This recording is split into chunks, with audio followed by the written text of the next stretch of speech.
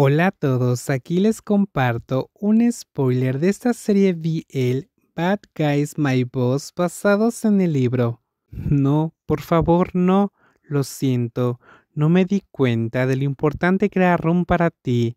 Si lo hubiera sabido, nunca la habría tocado. Las palabras ahogaron en sollozos.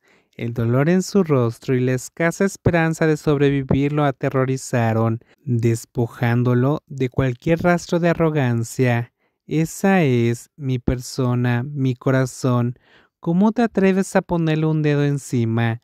La voz del hombre sonó antes de que sonriera como si accionara un interruptor emocional. Teranai hizo un sonido y sollozó justo antes de que el hombre, con una mirada feroz, moviera el cuello hacia la punta de su nariz con un toque no tan ligero. Shh, no llores.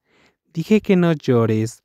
La voz de Feilong bajó más y luego cortó más profundamente la otra mejilla.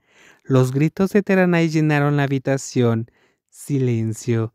Si despiertas a Run, te cortaré la lengua. La pisotearé y se la daré a los perros. No, te dije que no llores.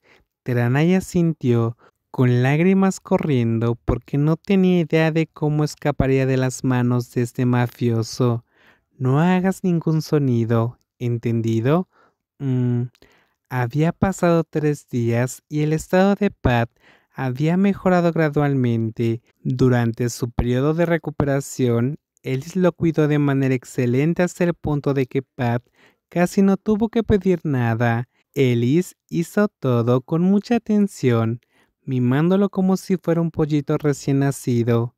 Lo que hizo Ellis podría considerarse excesivamente bueno.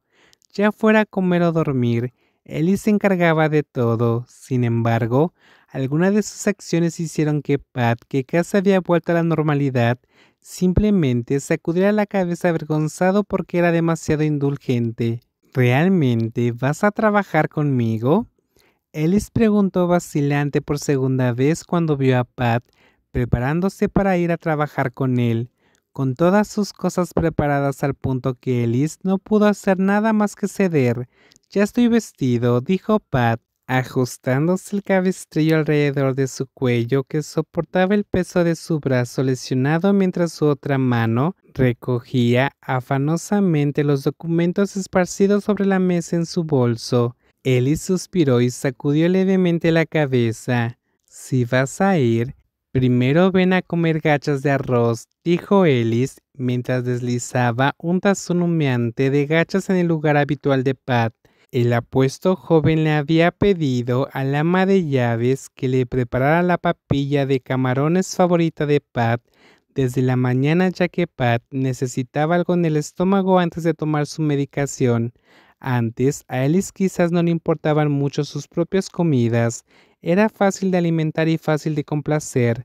Pat podía traer cualquier cosa y él se lo comía todo, ya fueran sándwiches o hamburguesas para llevar de su lugar habitual, que ya era elegante para el desayuno, pero ahora que Pat estaba bajo su cuidado, saltarse el desayuno no era una opción.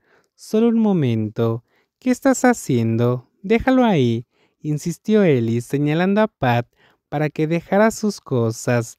Ven, siéntate y termina tu desayuno primero. Yo me ocuparé del resto más tarde. Bueno, Pat tuvo que dejar lo que estaba haciendo y regresar a su asiento. Ellis movió la silla como siempre lo hacía, sirvió agua en un vaso y dispuso varios medicamentos en vasos separados.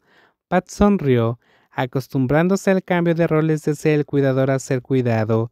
Usó torpemente su mano no dominante para revolver la cuchara y enfriar la papilla antes de dar varios bocados. ¿Está bien?, preguntó Ellis, mirándola a los ojos. La mirada que observaba Pat había cambiado tanto desde hace 3 años que era irreconocible. Ellis, que alguna vez evitó las relaciones, se había convertido en un pasado patético. Era difícil creer que su naturaleza perdedora pudiera haberla arrastrado a una desesperación tan profunda. Lo que se llamaba amor y lo que se llamaba relación ya no eran cosas de las que quería huir. Ahora Eran estados que quería usar para mantener a Pat cerca porque Pat estaba ganando poder sobre todo. Está delicioso.